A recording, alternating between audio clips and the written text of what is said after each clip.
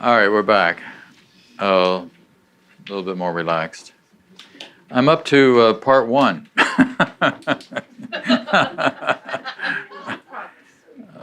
On page 11, if you got it, looking in your booklets about the picture of the crucifix. So let's start moving more into this chapter now.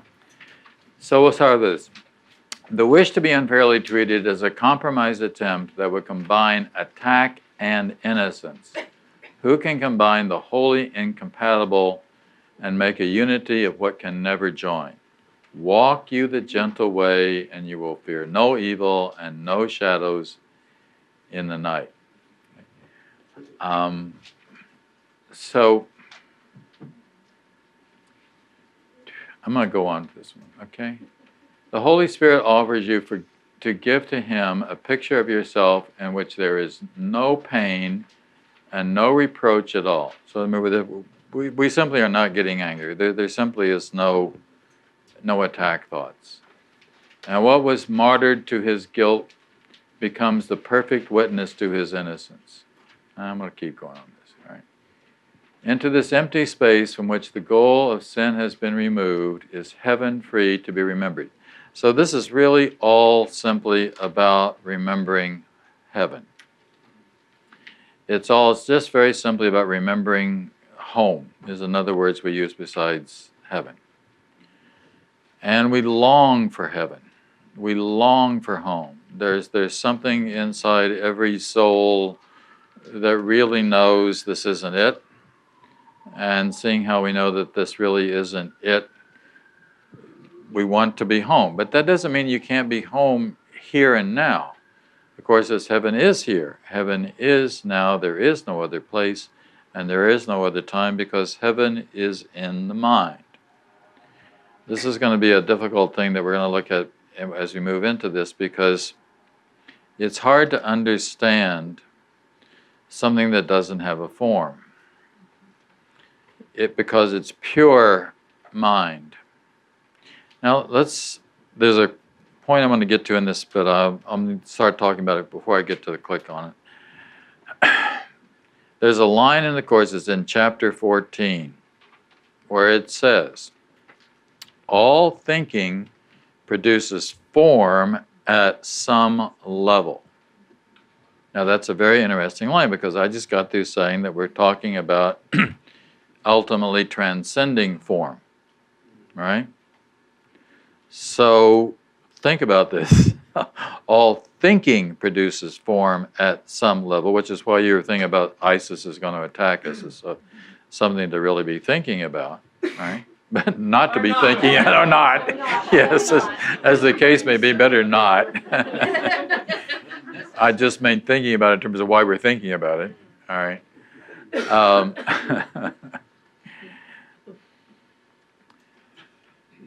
And then there's a section in here in this chapter where it talks about, again, the transcendence of form is that's what reality is. All right. So ultimately speaking, I think what we're going to be looking at is that ultimately speaking, we're transcending thought or thinking as we understand it. Now let me underline the phrase as we understand it. You remember the Course says the ego analyzes, the Holy Spirit accepts. So one of the things that we do with our thought, and that we're doing it right now actually, is that we analyze the hell out of everything. Now as a part of our analysis, what we like to do is to be critical, because we like to find the problems. And you could say there's some validity in that, because that helps us then to be rid of what is not real. First you have to sort of realize what's not real. But actually, it's pretty easy to do it because we all know deep inside, because we have this experience of guilt for one thing, or fear around whatever it is that we don't want to look at. Ultimately speaking, there's a kind of thought that transcends thought. We can't even use the word thinking to talk about it, right? God, there's a line in the Course where it's God does not understand words. Right? Love is not something that we can put into words. There's a lot that we can't begin to put into words, but that doesn't mean it doesn't have its effect upon us. Ultimately, the Course equates heaven with knowledge, or just plain knowing, just knowing, or another word that we could use is being, just being. So we're really looking to get back to a place of knowing or being. When people have mystical experiences, and they describe the mystical experience, it's a description of an experience which is, for one thing, there's this great interconnectivity, how they see how everything fits together, everything, down to the smallest, most minute piece, it all fits together. And I think, again, incredible in this age that we live in, where we can see things. I wonder how Carl Jung would have felt about, if he'd known about DNA, if you know what I'm talking about, right? I mean, it's like down to that kind of a collective level, that there's all this information which is contained in the tiniest little piece of the tiniest little piece of the, and it's in everything, and it's still all connected together. And so, again, when people, a guy sent me, I put a thing in Miracles Magazine. If this applies to you, let me know about it. I'm asking people to send me descriptions of their mystical experiences, but to keep them short, like under 1,000 words, because I'm working on another book about mystical experiences, and I'm going to use illustrations which fit. I mean, but they've got to fit in with whatever it is that I'm talking about. But what you're really looking for, this is really a study in comparative mysticism, like comparative religions. But what we mean by comparative mysticism, I mean, we're comparing, as you said a moment ago, whether it's from 700 years ago on Meister Eckhart's teachings to what the Course is teaching, or I pointed out Kierkegaard and Thoreau are saying the same thing at the same time, but in totally different parts of the world, probably did not know about each other. And once before I talked about how Mark Twain and Nietzsche and Tolstoy are all talking about the same thing at the same time, though they probably didn't even, I know Twain might have known about Tolstoy, but I don't think either one of them knew about, well, I don't know who knew about who, just the idea that it's all there. But it's seeing it. It's seeing it and realizing that maybe I can put this in a poem which sort of expresses it, but it's still not it because I'm still using words. Okay, so this is kind of nice in a way. A lot of mystical experiences occur just in nature. I mean, just in being in a place of peace, right? By putting the mind, by putting the body in a place where it's a little bit easier. Paul, again, Paul and I'm sorry, you want to tell us about the bicycle experience? Give him I mean, because Paul and I commute together, so this gives us a chance to tell us about the bicycle experience. Well, when I was in my 20s, I bicycled. After I got out of the service, I bicycled across Europe. And as I bicycled across Europe, my last part of the journey was to go from Wales to Ireland. So it meant I had to go over Snowdon Mountain. And it was 70 miles uphill, 70 miles downhill. And so as I crested the mountain, I passed by a church that was built in 1683. And it was an abandoned church. There was no roof on it because in the British Kingdom, if you don't have a roof on it, you don't have to pay taxes. And as I crested the mountain, I saw the church as a whole, as it would have looked in the 17th century. And it was such a profound, I can't explain it. It was almost like seeing it with somebody else's mind. And it was so profound that another 10 miles, I had to go for lunch. You know, it was the only restaurant in the whole national park. And I didn't want to talk to anybody because I didn't want to lose the experience. And the second he took my order, it was gone. The second I spoke, it was gone. Okay, so what Paul is describing is this seeing into the whole, even into time, into an earlier time when this church would have been a real live place where people would have come together. So but we feel that. I mean, I once remember I went to sit in an Indian circle out in New Mexico where there was nobody. There was really early in the morning. A kiva, yeah, sitting in a kiva, and you could just feel. It's hard to describe what it was feeling, but there was something that was there. Again, it goes beyond words. All right, so my point was all thinking produces form at some level. Watch out what we're thinking, but let's also be aware of the fact that ultimately speaking, we can't even talk about what love is. We can't even talk about what heaven is. We can know it, though, because we can experience it. Just like, again, you can't say what love is, but you can experience love.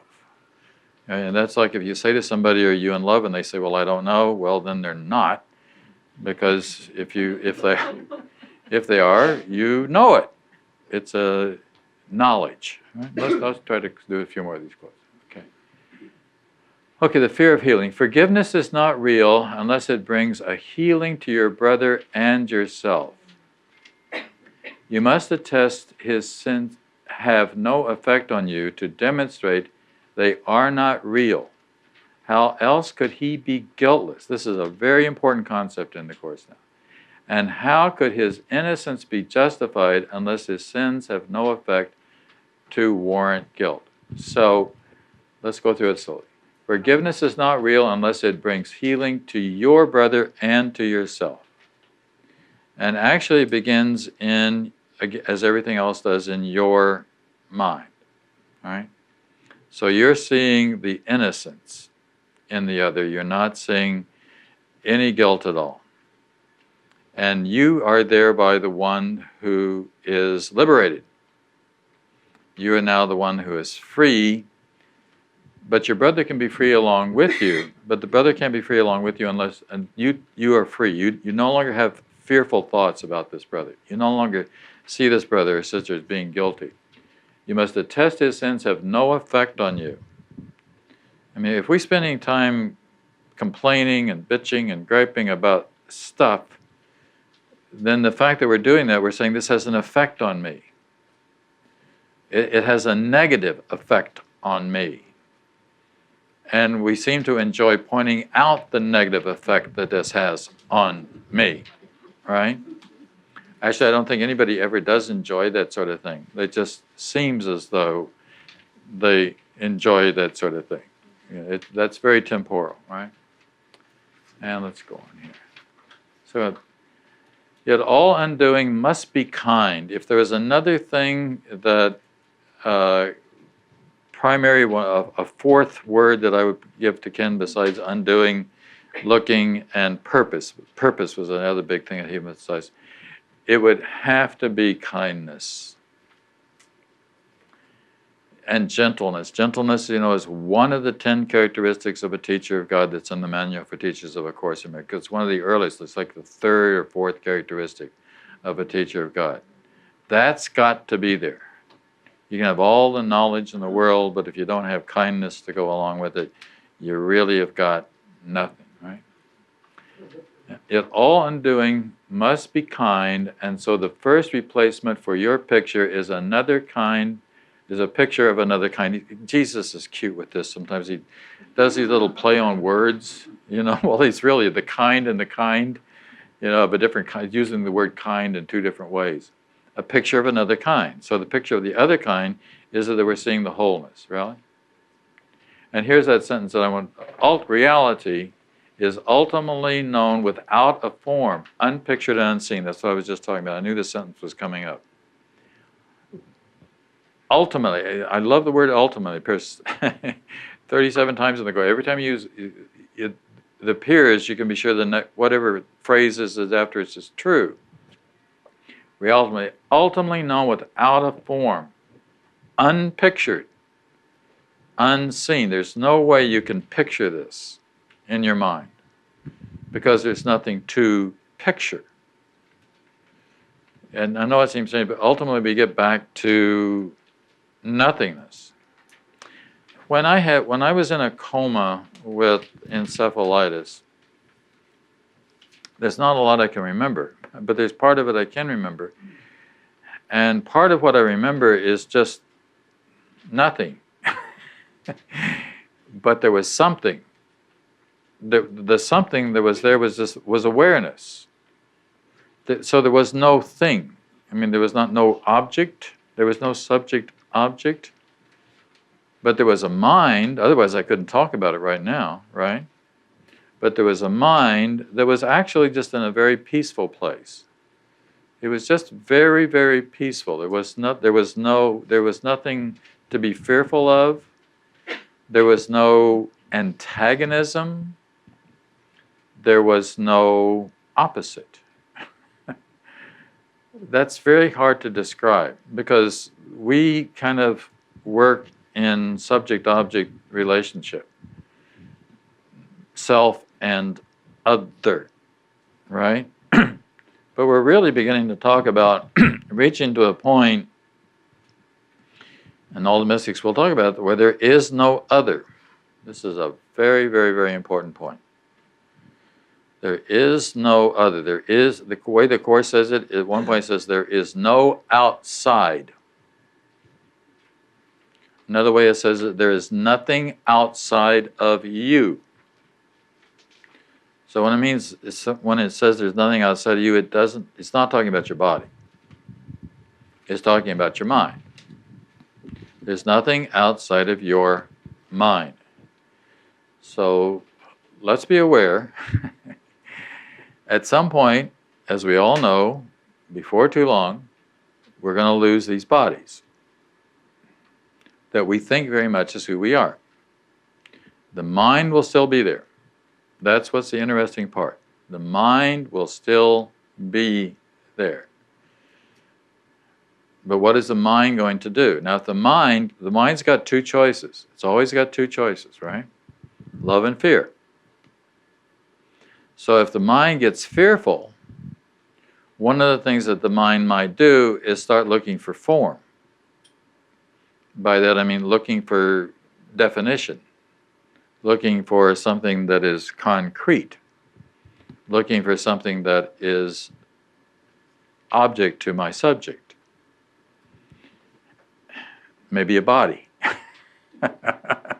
right? But the love can just keep, also can keep, we can just keep letting going to that, keep letting go to that.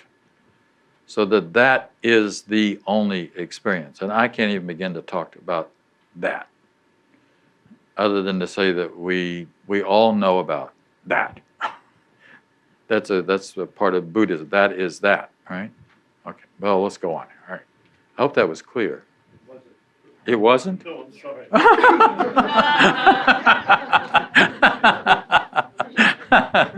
No, I understand why it wasn't. You want to say anything more? Are you? Thank you. I'm Thanks, sorry. Alan. No. I appreciate it. Yeah, it wasn't clear to me. I was thinking as you were speaking. I was thinking. Oh, you do. That's the problem. No, probably. No doubt. I was thinking of we've been talking about the secret dream, and my sense of that is that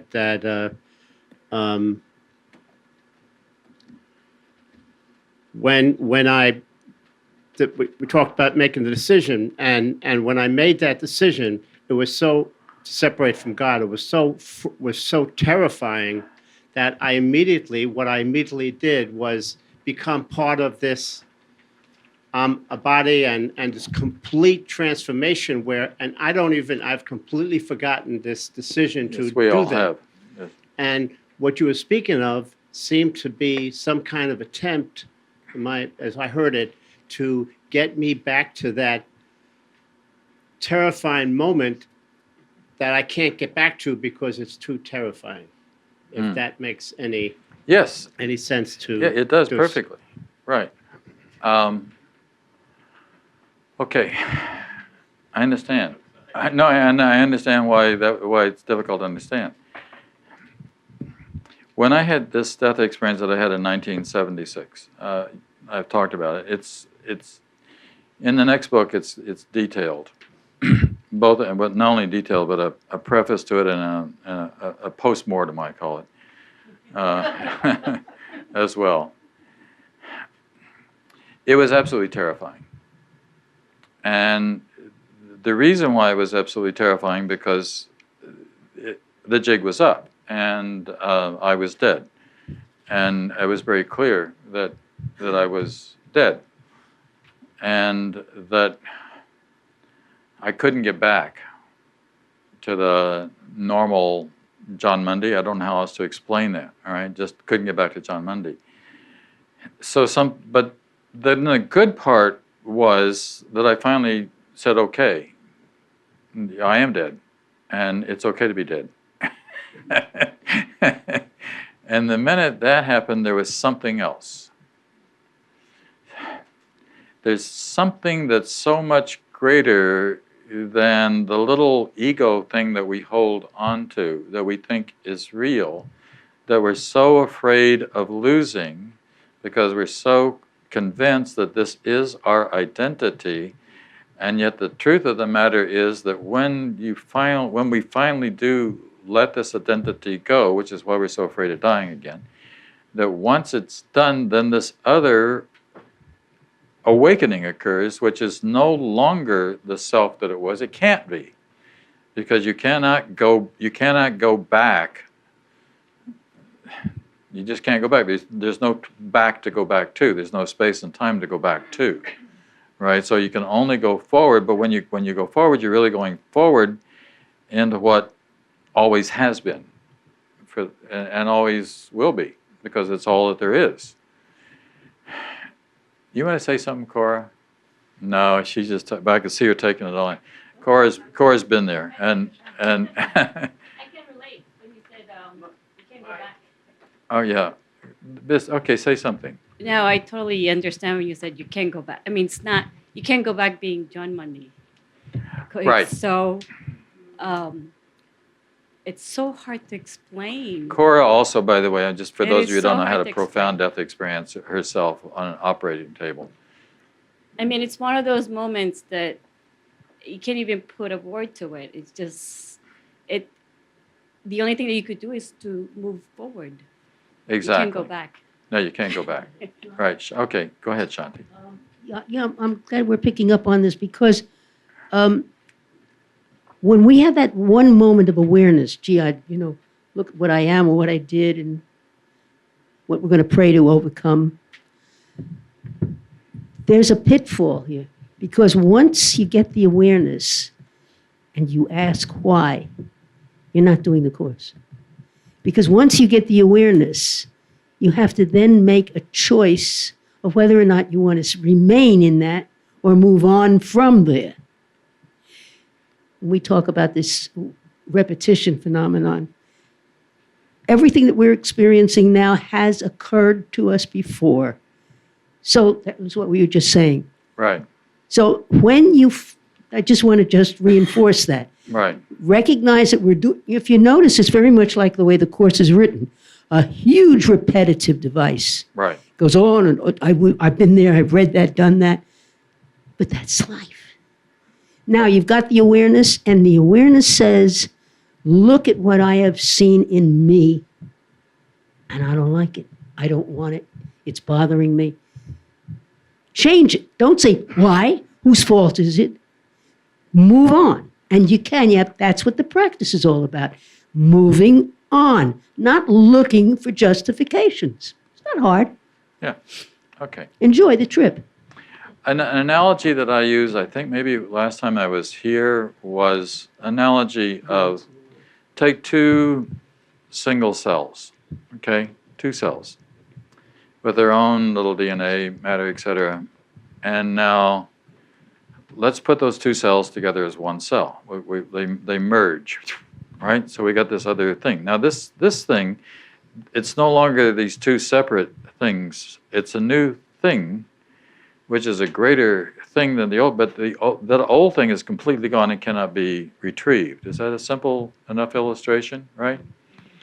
All right, so I think dying is kind of like this. I mean, if you really die, I mean, if you really let go, right? The greater thing actually comes into existence, which the little thing is terrified of the greater thing, not knowing that the greater thing is so much greater than the little thing that there was no way that it would want to go, would even want to go back to it, right? But now keep amplifying that, so that it goes on and on and on. So what we're seeing, like when Paul had his experience of seeing the old church as though it was in the 17th century as opposed to the 20th century when he was seeing it in, that is a part of the universal consciousness that we've all seen, or we all see, or we all know. This mind thing, of which our little tiny brains are just a tiny fragment of it, and not even part of it at all, is so incredible. It just gets more and more exciting.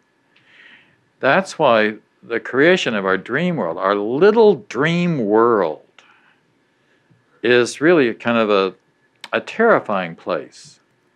David was telling me during the break that he saw an interview that Madoff had done recently, right?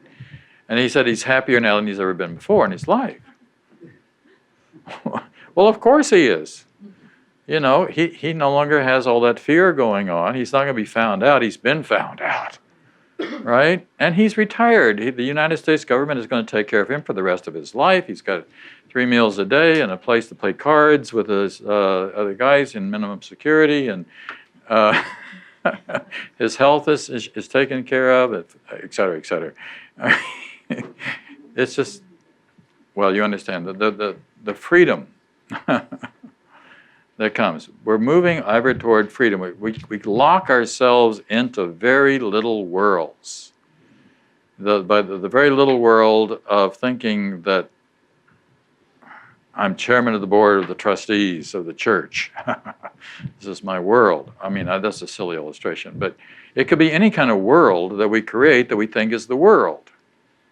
And then we think it's important that we have to, and if things aren't working right in that world, we get to be upset about the fact that things aren't working right in the family world or the business world or whatever it is. And the Course is always says all of that is an illusion. You know, all of that we can let go of. And if you take any of it really, really seriously, then you really want to look at why you're taking it so seriously. Okay, let's try moving on a little bit, right? Nothing real can be increased except by sharing. Now, see, that's perfect. That is why God created you. Divine abstraction takes joy in sharing. So let's go back to the amoebas for a second, right? So we got these two single cells, all right? Well, amoebas will be good also. Nothing real can be increased except by sharing. So we share it. We join it together. So a couple come together and they create another thing. They create a marriage. They create a relationship. Right? So this relationship is a greater thing than the single thing. But we just keep going with that too, right? Divine abstraction means God in terms of the Course in Miracles. Takes joy in sharing. So this is, the fear is that we're going to fall back. The joy is that we do move forward. Thank God. And we by letting go of the insane. One of the things that we're experiencing right now, which we talk a lot about at the All Faith Seminary, is the death of the traditional church in the United States and in Europe and all around, right? And that's very frightening to some people, particularly the people who are head of the churches. But this is really good news. It's really good news because it just simply says, look, the old church is falling apart. We can't take the dogmas and the creeds and the laws and the structures and there's always going to be our moving on. And now we've got, as never ever before, a metaphysical system of understanding this and making it, and I know it's difficult at times to get through this, and it's a bit of a stretch to understand what the Course says. But you do have these wonderful times, I'm sure you all do if you've been reading it very much, but it's just going to jump off the page at you with such a remarkable clarity and assurance that you say, yes, yes, yes, that's it, I get it. Now, it may be hard to explain what you get, but you're getting it, right? That's the most important thing, you're getting it. All right, let's go into a little bit more here. All right. Forgiveness is not yet a power known as wholly free of limits. Yet it sets no limits you have chosen to impose. Forgiveness is the means by which the truth is represented temporarily. Ultimately, there's no such thing as forgiveness. Ultimately, there's no need for forgiveness. Ultimately, the forgiveness is just like the body. When I say it's just like a body, the body is a tool, and we use the tool to advance. Once the tool is done, we no longer need the tool, we put the tool away. Forgiveness is a tool by which we move into a greater level of understanding. And we also understand that that means it is an act. It is something that I do. It's something that you do in the mind. It's nothing that I have to do overtly. I don't even have to say to somebody, I forgive you, because that's making them wrong. That's the, look, you did something to offend me. So the Course is saying, no, we don't even have to go to that. We're not saying that you are a sinner, but I'm a good person, therefore I'm going to forgive you. We just let it go. And when we let it go, your mind is healed. My mind is healed because I let it go. And now we can move on to in terms of having a different kind of relation. That doesn't mean that people don't do things that are mistakes in the world, and that doesn't mean even that correction on some level doesn't need to occur. But the question and then becomes as to how we do that. And don't think that we're jailers of other people. Yes, David. It's on there somewhere. Yeah, I was recently listening to one of Ken's tapes that was called actually Looking with Jesus. And he had, I think, something very, well, I always was a little troubled by the thought in the Course, you forgive your brother for what he has not done. And I didn't quite understand that, because basically, if someone hits me over the head with a brick, that's what he's done. That's right. But Ken offered this explanation, which I wanted to share with the group since we're talking about forgiveness. Well, first Ken says, because you forgive your brother for what he has not done, because he has done nothing. He has not taken the peace of God away from me. What he has done is totally irrelevant. It's a fact. And what I am doing is I'm walking around very peaceful, but all of a sudden, this person, whatever it is, does something that normally would cause me to get angry, cause me to blame him for one thing. So what he's done is not relevant to hitting me over the head with the brick. What he's done is taken away what I am, what I'm assuming is, or what I'm trying to realize is that he has taken away the peace of God that I had before he interrupted me. and it's a kind of an exercise in projection, because Ken was really talking about this in terms of projection. What I have projected out is the responsibility for my not feeling the peace of God. Right. But not continuing to feel the peace of God at all times, regardless of what the circumstances are in the world. So the classic example, the illustration for this in the course from the Christian perspective is what Jesus is doing on a cross. So here we have Jesus on the cross, this most outlandish thing that one human being can do to another human being. It's like the brick over the head, except in this case we're crucifying on the cross. And Jesus doesn't see it that way. You know, what Jesus says, as you all know, is, Father, forgive them, they know not what they're doing. So, and he says, by the way, this is a radical example. Right? I mean, it's a radical example of correct seeing. Right? That doesn't mean, by the way, if somebody hits you with a brick, that person doesn't need to be responsible and, go to jail or whatever the case is in terms of the way things are within the context of the world, or help to get you fixed, etc. Well, as far as the crucifixion is concerned, Ken from time to time would say what Jesus probably said was, this means nothing. Right.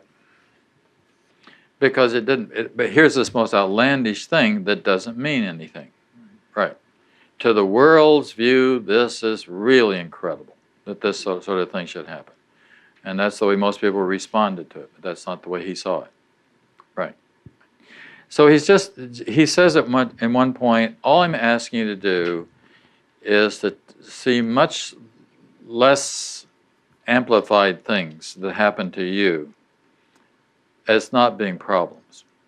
Did any of you, by the way, see just a couple of nights ago on television the interview with the mother from the Columbine boy who, the guy who did all the killings in Columbine? Well, it's the mother that did an hour interview with Diane Sawyer, actually, I think it was on Channel 7. And it was wrenching. It was very difficult to watch. I mean, here she was accepting responsibility for whatever responsibility that she could accept for whatever she missed along the way, the tremendous amount of suffering that she actually said that she was hoping that he'd been killed in the process. I mean, that's a heck of a thing for a mother to say, right? Because then I guess it would have been easier. So there's a lot of tough stuff out there for us to handle, but just take it down to a simple level. Take it down to you're being insulted. Or somebody saying something to you but without the right tone of voice, right? And now, don't take it seriously. Don't go there. It's just simply, just don't. This is an insane world. That's the first sentences that we started with tonight. This is an insane world. It's very hard living in an insane world without being insane yourself. But that's what the Course is asking us to do. It's asking us to go ahead and live in an insane world without going insane. James, got to have the mic, John. I'm sorry. Otherwise, it just doesn't get recorded for posterity here.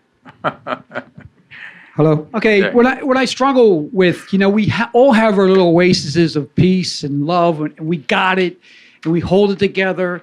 And we got it all happening. Then you walk out on the street in New York, somebody bumps into you, taxi goes by, this happens. Next thing you're in the pinball game, right? And you're constantly, and what I struggle with is I get very loving, and then I'm trying to shut down the ego, and I get into these passive states. Now, New York, when you're in a passive state, you're feeling vulnerable, right? Like, I'm God, all right. Are you? But I'm looking like this. Okay, all right. I got the Holy Spirit's in front of me. The Holy Spirit's in front of me. It's over here. Okay. Whoop. Oh, what's that over there? Okay, look at this. Oh, I don't like this guy. No, it's not. No, I'm not. Like you're constantly this barrage that starts to happen. We're so fearful of letting go of our defense system, but we even when we conceptually grasp it.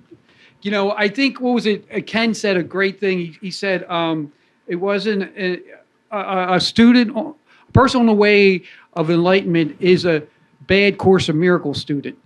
Say it again. A person on the way of enlightenment is a bad Course of Miracles On the student. way to enlightenment. Because it was talking about the practicalness of like just functioning microsecond from microsecond from microsecond.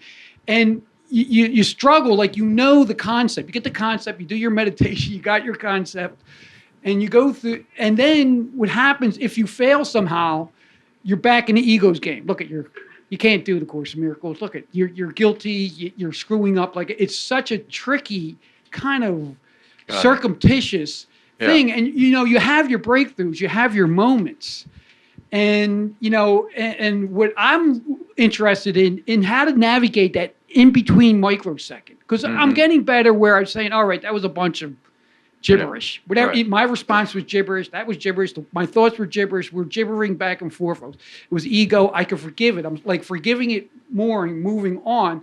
But still, it's a constant struggle. And when you're talking about what's encephalitis, because you keep saying I don't know what it is. It's swelling of the brain. Oh, swelling. Okay.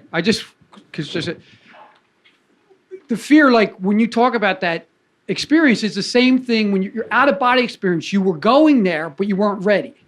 Right. It's the same fear we have in the body. We have experiences. And this is what I'm talking about. When you get very close to it, the ego pulls that sabotage out. The ego gets more devious and will find your button and push your button to bring you back down to the ego world where you're responding as an ego as opposed to it. So it's a constant ongoing struggle that we have to alleviate. And what I was interested in getting out of you was the fact that, like, you had all these experiences and you've gotten close. You've been out of your body. You've almost witnessed heaven and was too much for you because, we're not, all the guilt isn't healed. We're not there yet. And then we're back. That's exactly what happens with our ego. We're on course. You're happy. You're blissful. And what happens to me, I can go for a while, and then all of a sudden, boom, the ego gets me. It's just like, it's always a sabotage. Anyway, I would like to, if you have some knowledge about how to, all those in-between seconds, those micro thoughts. Well, we do what we're doing. By that I mean practice, practice, practice. Right? I mean that's why we have 365 workbook lessons, and that's why we not only do them, but you do them again, and you do them again, and you just keep practicing. It's like that quote by Perlman that I like so much is, an amateur practices until they get it right, a professional practices until they can't get it wrong. All right, so we just keep practicing until you can't get it wrong, but the advantage is that you are a student of the course, you do have this wonderful book, you do study the book, you do listen to kin, you do come together for this one Sunday afternoon a month where we can sit around and talk to each other about the struggles that we go through to try to get this right, because this is all the way that we practice. Dolores. Yeah, and it's that quote that's in this chapter, beware of the temptation to perceive yourself unfairly treated. Right. Which is a constant occurrence in this world. Yeah. But to not go there. Right. For very long. Or at all, but that's really a challenge. Beware the temptation to perceive yourself as being unfairly treated. It's the only time the word beware appears in the entire book. I just sort of think it's statistically interesting, one time out of 500,000 words. But we like to see ourselves as being unfairly treated. That's part of what it says in this chapter. We like to see ourselves as being unfairly treated, because then we can justify bitching and complaining about what's going on in the world. And that is simply a way of throwing the problem outside and saying it's not in me. This is something Ken emphasized a lot. It's not in me, it's in you, right? It's in the enemy, whoever the enemy is. And it's easy to find them. We even make them up. Actually, we made up ISIS. I mean, I really think that we created ISIS by going into Iraq and making a mess out of everything and getting a negative response, but we had to, but it's not a matter of who started it, it's who stops it. Wars begin in the minds of men, Wars obviously end in the mind's bent. Yes, Shanti, but get a mic. I'd like to take it one step. Well, get the mic. Thanks, thank you. Hello, everybody. You swimming yet? Yeah, I mean, in a sea of thoughts, of course. Yes. All right. I hear this. The argument. It's not. It's you. You did this. You did this, and it's like a firing squad, and you have to respond. Well, usual response is a defensive one. But the corrective response is to say, thank you for showing me something that I Yes, may of not course. have seen before. Yes, absolutely. Listen, there's no criticism that somebody has of us, none, wherein there is not a shred of truth. Yeah, And our job is to look for that shred of truth, that's right. which we don't see as prominently as the person who just flung it at us. Right. We're talking about not only how we are reacting to ourselves, we're talking about how we interact. Watch it. It's not so bad because there's nothing that you do or that they did that you don't do. So you're really basically there to help each other. Acknowledge it. Be gracious. Be gentle. Okay? See, try it. See. Let me know how it's working out for you. Great, Shanti. That's just a second. But that really is how it works. And that's what I often says, that's what wives are for. Well, seriously. Or you could say it's what husbands are for. It's what, even better than husbands and wives, is children. They're really good at it. Because they know where the buttons are and they're not afraid to push them. All right? No, something that helped me a lot is someone recently told me, remember, I'm not in the world is in my mind. Very good. Now hold the mic up. That's it. Oh, okay, that's it. Okay. Right, exactly. That's what the Course is saying. Yeah, you're not in the world. The mind is the world is in your mind. Which really means that everything depends upon how I see it. How I see what's going on. The ego is going to be very tempted to see a problem, to attack, that's what so much of this particular chapter is talking about. It's out there. The Course is saying, no, it's not out there. It's in me. I remember once saying to Ken, in a counseling, I'd gone to Ken with a complaint about a brother, another teacher, and Ken said, well, have you asked the Holy Spirit about this? And I said, well, I did. And he said, what did the Holy Spirit say? And I said, well, he said, let me handle this. And Ken just looked at me and went, well, I mean, no, you going to do it? Are you going to let Jesus handle this? Let the Holy Spirit handle this? Or do you think that you got to handle this? And there's nothing to handle. We're at the time for our second break, but I want to emphasize what Shanti was saying, underline that's a really, really, really good exercise.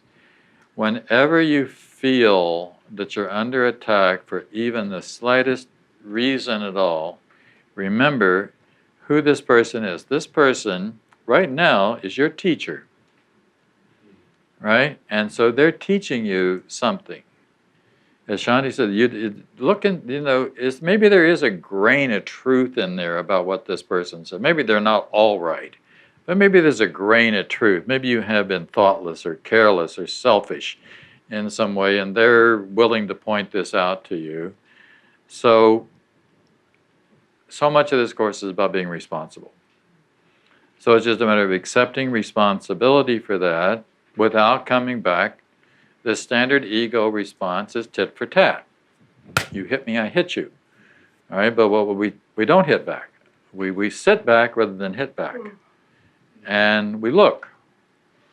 And we give it a moment, actually. And then you see if it's not a possibility for another kind of response. Namely, one that's a loving response, or maybe it's no response at all. Very often, just no response. In other words, you don't feed it. Don't feed into the attack idea that was there. Okay. I love your little song about don't take All the right. bait. Do you want to say that? Well, it's been a while. Let's see. I once wrote a little ditty. It's called, I'm not a singer. Don't take the bait. Don't make the air real. Don't let the ego out of the gate. Hold your tongue and simply wait. Don't take the bait. What? Follow the path that's clear and straight. Okay, follow the path that's clear. Yes, The I true and left out straight. a line. You know better than I do. Just should have had you sing it.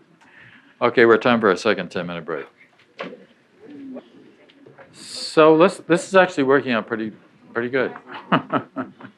Gives us a chance to be really clear about what we're talking about. So we'll stick with some of these quotes from this is from this chapter and all of them. This is also on page 18 of your booklet if you're looking at the booklet. Yet it must also be that in your state of mind, solution is impossible. Solution is impossible as long as we're in first of all, a chaotic state of mind. We've got to get to peace. Therefore, God must have given you a way of reaching to another state of mind. Obviously, the other state of mind is this peaceful state, in which the answer is already there. It's always been there. Always will be there. That's why when you have an insight, it's interesting, it's an insight. What you see is something that's already there, and there's actually this kind of aha thing that happens inside you. It's, aha, I see what, it's already there. It's always been there, right? Such is the holy instant. It is here that all your problems should be brought and left. In other words, again, to a place of peace.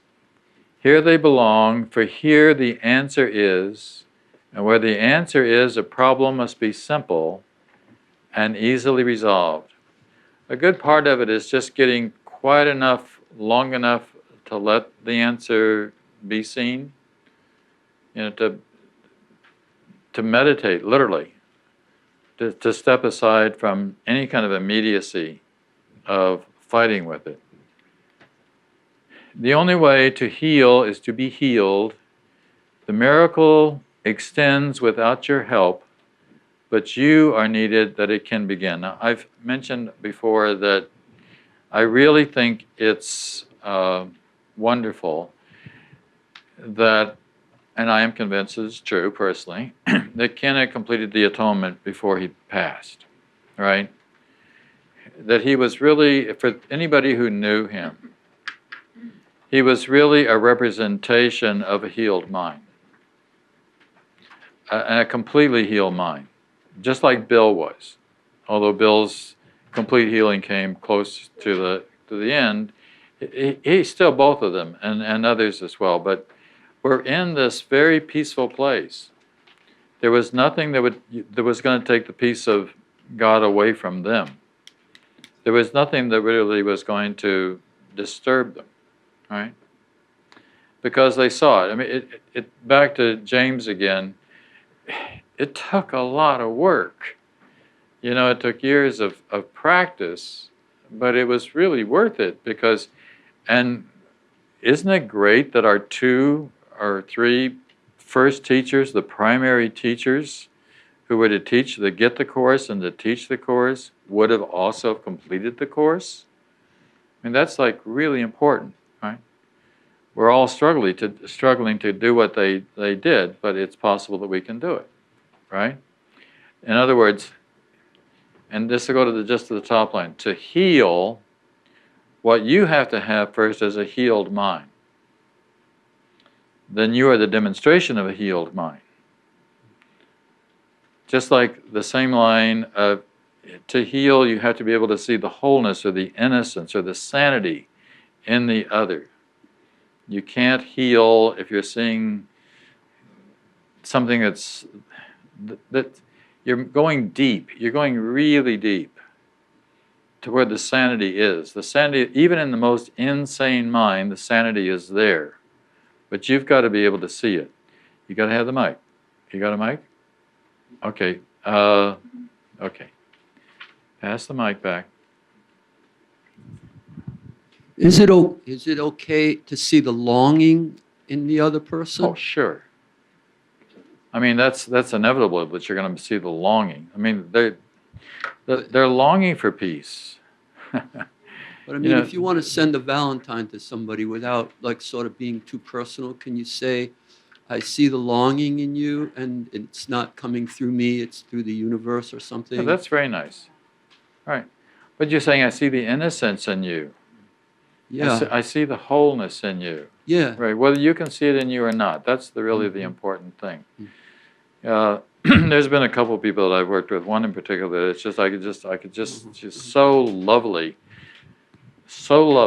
and so disturbed. But the loveliness even shines through this disturbance, and that's what I want to look for. Right?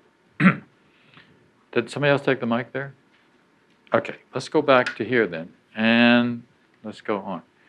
No one can ask another to be healed, but he can let himself be healed, and thus offer the other what he has received.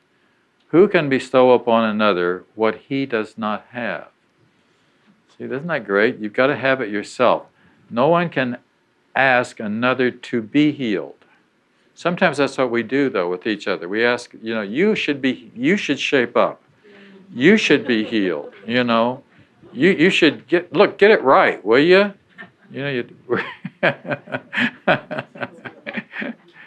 But he can let himself be healed. And then when we let ourselves be healed, we demonstrate that just by being. Okay? The resurrection of the world awaits your healing and your happiness.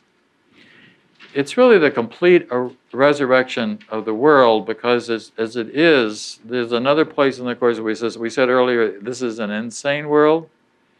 But there's another place that also says in the Course that this is a sad world, and this is a tired world. It's very tired. Enough of war already, enough of fighting already that's going on. The Hittites were 2,500 BC. And they were always fighting. Right? And nothing has changed in that sense, except maybe it can. Maybe we have a chance to heal our own minds. The resurrection of the world awaits your healing and happiness, that you may demonstrate the healing of the world. Ideas leave not their source and their effect, but seems to be apart from them. Now, this is something we talk about Ken a lot, but that's good, because we're talking about. This was another major emphasis of Ken. I mean, this is something talked about a lot, and people sometimes don't understand this. Ideas leave not their source. Okay, so it just means it's in your mind. It's in your mind where it's at, right? And their effects but seem to be apart from them. Ideas are of the mind. What is projected and seems to be external to the mind is not outside at all. Going back to what you were saying, Michael, about the ISIS having an attack, right? But an effect of what is in and has not left its source. We just keep coming back to the same thing. We keep coming back to the mind as a decision maker. Anybody know Schopenhauer? I only show Schopenhauer because Schopenhauer wrote a book called The World as Will and Representation in, I think it was 1818. So you can see he was about 30 years old when he wrote that. And next time I'll have his quote. So the Course said, look with loving eyes on who carries Christ within him. You may behold his glory and rejoice that heaven is not separate from you. That is what a wonderful revelation. That heaven is not separate from you. It's in your mind. Remember I said earlier, heaven is not a place or a condition. It is merely awareness, a perfect oneness. Well, where does awareness occur? Awareness occurs in your mind. and in no other place. Right? Again, I once somebody said to me, "You need an ego to drive a car because we call it defensive driving." And I said, you do not need an ego to drive a car. You need awareness to drive a car. You need lots of awareness of what's going on around you, in front of you, behind you, left of you, to the right of you. Lots of awareness. But you can be aware without an ego. Egos have horns. You could take that in more ways than one, couldn't you? And fingers. The holy instant will replace all sin if you but carry its effect is within you, and no other will elect to suffer more. What better function could you serve than this? Be healed that you may heal. Is there anything we really want more than to be healed? And suffer not the laws of sin to be applied to you, and truth will be revealed to you who choose to let love's symbols take the place of sin. Sin is saying that there's something wrong in the world. Sin is saying there's something wrong out there, and again, it's in you. Or we might say it's in me, in which case we got guilt. If you're going to use, you got to have the mic. Give her the mic. Oh, okay. Yeah. The world that we perceive. Oh, yeah. She's reading from the booklet, the quote from Schopenhauer. The world that we perceive is a presentation of objects in the theater of our own mind. Yeah. Right. So it's, again, a lot of people have seen these things, you know, they figure it out. Nietzsche, Schopenhauer, they're all kind of, the world is will and representation. They could see that it was out, it wasn't, that it was out projected outside of them. Now you are being shown you can escape. All that is needed is you look upon the problem as it is and not the way you've set it up. So the way we set it up is that the problem is in the world. That's the setup. It's not in me, it's out there. Once I say it's out there, then I don't have to accept responsibility for it. That's part of what Shanti was saying a while ago was, look at what the, quote, criticism somebody may have of you and understand that maybe part of that is in you, and then accept responsibility for it. There's no world apart from what you wish, and herein lies your ultimate release. Change your mind on what you want to see, and all the world must change accordingly. And then again the sentence appears, ideas leave not their source. That sentence appears a dozen times or more in the Course. Ideas leave not their source. It's all in the mind. Let's go through this one more time. There is no world apart from what you wish. So what are you looking for? What are you even wishing in terms of where do you see how you're growing and how you will grow in the mind? Change but your mind of what you want to see, and all the world must change accordingly. So we give up seeing problems, give up seeing dangers. The reasoning by which the world is made, on which it rests, by which it is maintained, is simply this: you are the cause of what I do. This is the Course. And this is what we say. We said, you are the cause of what I do. Perhaps the most ridiculous sentence that anyone could utter is, look what you made me do now. Which could never be true.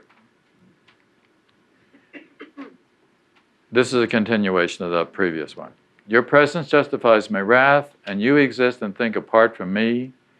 When you attack, I must be innocent, and what I suffer from is your attack.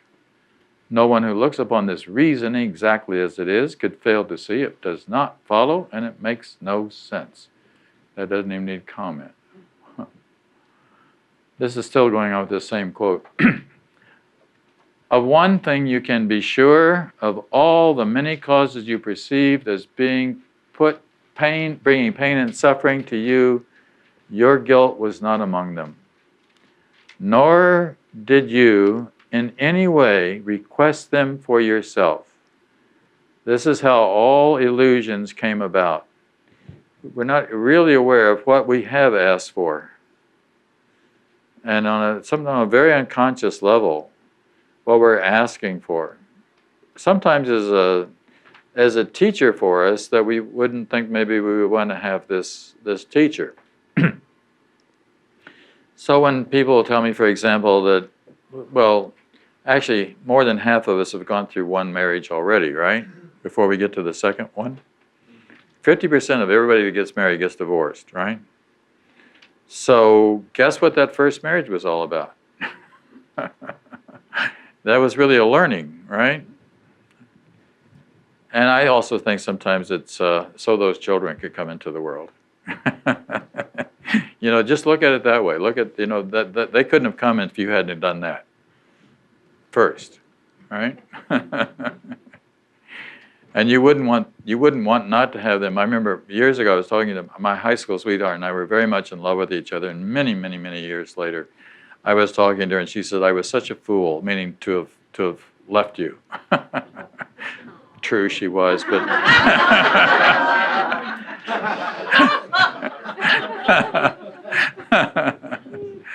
no, she had to. She had to get married, and I wasn't ready. Just to get away from her abusive father. So there was a good reason for it. But then I said to her, I said, but now think about this. You've got two kids, and then Jeff and Jean. I said, and Jeff and Jean wouldn't be here if you hadn't done that. And she said, you're absolutely right, and I would not want to not have my kids. So, see, everything has got its reason, even every bankruptcy, every failure, every sickness, there's nothing there that's not teaching us. You got to have the mic. Whereas, pass it back to James again. Behind. I just want to add, marriage is a struggle. I'm married 20 years. I have grandchildren, and people don't think that, know that.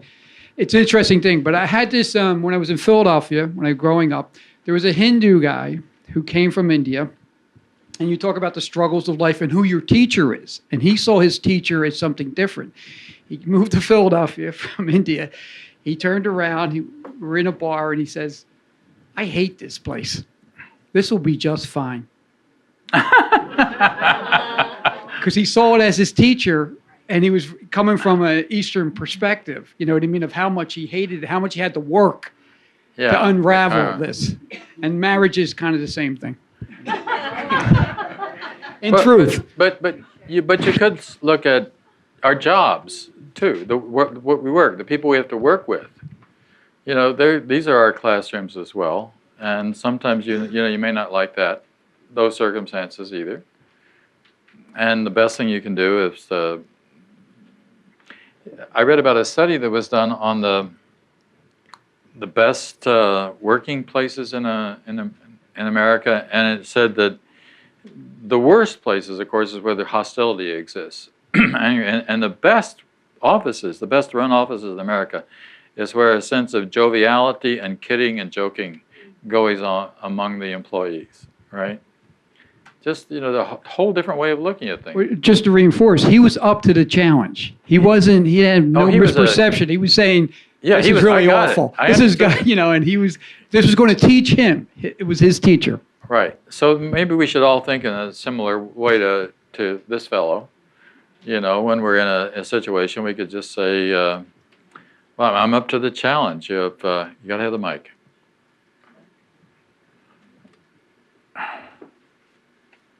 Might as well just leave it on, even if nobody's using it. Sorry about being talking so much, but I mean, two things. Don't be sorry. One is, well, geez, I can't even think of what I was going to say. Never mind. Okay. Well, if it comes back to you, pick up the mic again. Okay. Thanks. Okay. So how far did I get into this? Let's start over. of one thing you were sure, of all the many causes you perceive as bringing pain and suffering to you, your guilt was not among them. And we're going back to guilt. Guilt is the big issue in the Course. It is the major point of our stress. And the guilt, the existential angst guilt, is that you have done something against God, that you ran away from God, that you left God, that you're not doing God's will. Again, there's this wonderful passage. It was in the last chapter that we just studied, chapter 26, which said, do you want to be host to God or hostage to the ego? That's a great line, because a lot of the times what we're doing is we're playing hostage to the ego. The ego has got such a grip that you don't even think, you don't know that there's a chance of getting free of it. And that's a really terrifying state. At least I'm hoping that as Course students, you do see that you have hope. There is an exit. There is a way out. A lot of folks don't see it. There's no way out. They don't see an exit. They just have to live with whatever this is, condition that they're in. And there's no choice, whether it's poverty or difficult relationship or whatever it is. No, there's always a choice. This is how we're going to see it. Oh, maybe. Pass the back. It really something that I think is very important to me, and I'd like to share it with you. I don't think that we are seeing, I and the ego are one, the fact of the matter is. I and the ego are one. And each of us has one ego. And we're all that one. We really are. We have to understand this. It's very important. Because we're like saying the ego is outside of us. No, it's us. And it's the us that we don't like so much that we throw it on to the next guy. You can have more ego than I do. I got enough ego. I can afford to give it away. Better you should have it than I should have it. Now, really what we're trying to do is move from being the ego to being the spirit. The Course is saying, you are spirit. What's your problem? You don't recognize it because you have an ego. And the ego doesn't want to recognize the spirit. You're really... Bhagwan Rajneesh once said, it's like picking up from walking down on a seashore and picking up diamonds and dropping seashells. You have to think about this. That's what it's all about. You're determined to see things differently, therefore you have to think differently. That's all. Okay, Try. Let me make, or did you think of what it was? Yeah, I did, but I don't want to interrupt that flow. Well, okay.